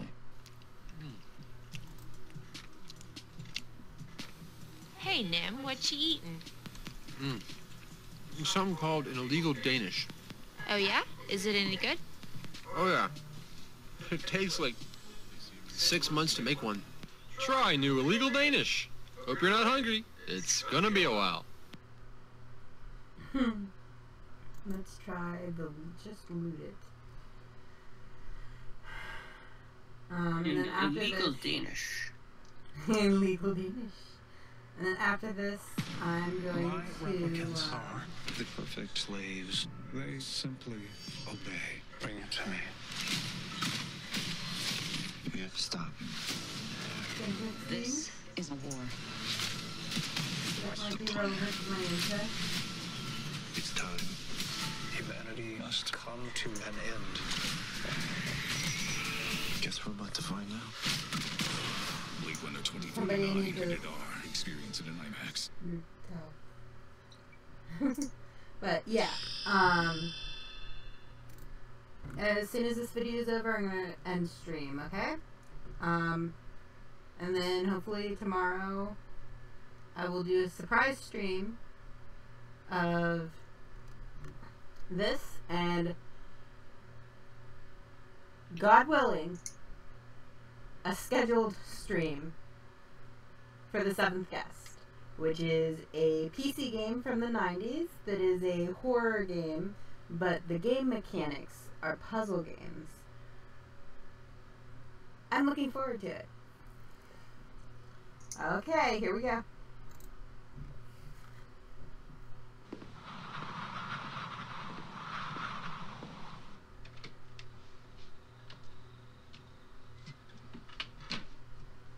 What up, my ninjas? Tank, down, down, down, priest. Down, down, down, rogue. Down, down, down, we're all down. Yeah, guess who's back? Back again. Nim is back for the win. Now everyone to the Zulamandor, the Zulamandor, the Zulamandor. Now everyone to the Zulamandor. Alright, stop. It's man time. Come here, everybody. Bang that gong. Guess who's back with a brand new song 2.3, introducing Zulaman and a new UI because my mods are gone. No fear, got to nerf with the resilience gear. Everyone's 100 dead zone disappeared. And raffle copters for the engineers. New strategies and new thrills, or maybe it's just another big repair bill. Sacrifice killed it and make it there in time. Gotta move faster, hating this damn respawn time. Boss down / do a little cheer.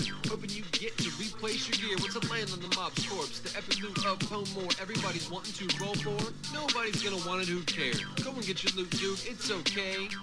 Looks like everyone passed, and I'm about to roll, me won't lose this. I'm not gonna hope for a chance, wait till last. Re-roll when you pass. Oops, I mean need. Then log with ninja speed. Alright, now loot it. Just loot it. Group hates me.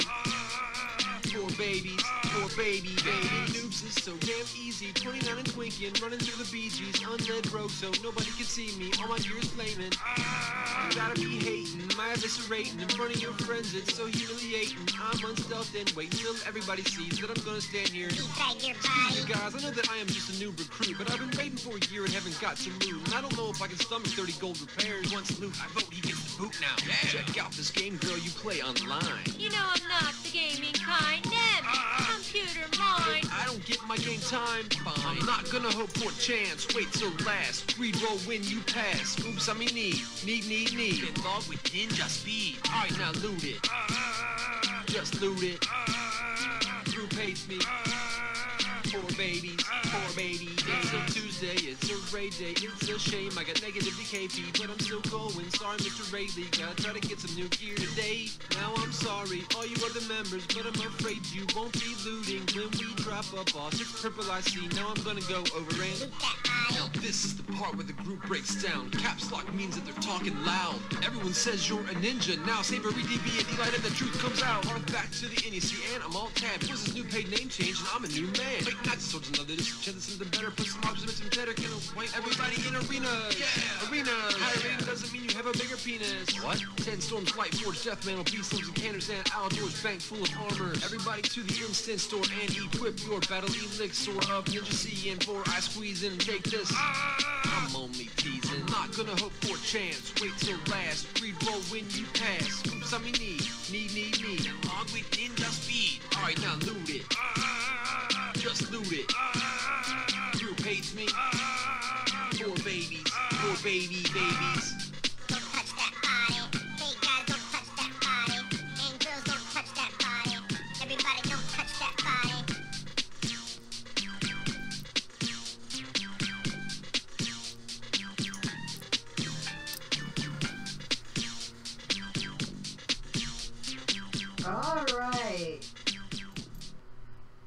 So if you like that particular dude, who apparently does a ton of these things, his channel is NYHM.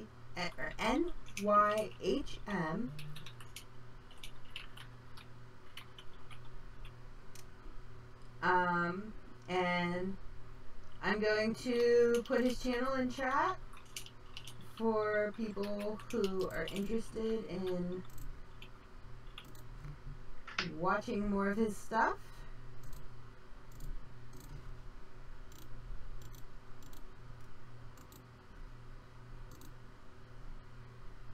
And yeah, go give him a subscribe. There. See, I subscribed, so should you. Yeah. So thank you, everybody. Again, I'm so sorry that the game didn't work out. I'm gonna keep working on it, but I figured I shouldn't torture you guys more. Yeah.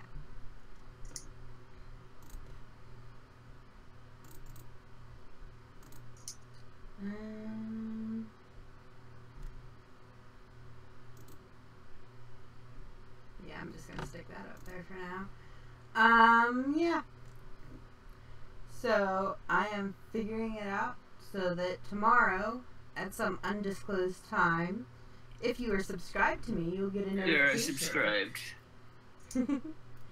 If you are subscribed to me, and you've dinged the little bell, the little dingy bell, that is next to the subscribe button, you should get a notification that says, "Hey, Nico Streams is live." And yeah. Alrighty, guys. Sorry again about the game, but I think that in the end we ended up having a good time. Love y'all. Mwah.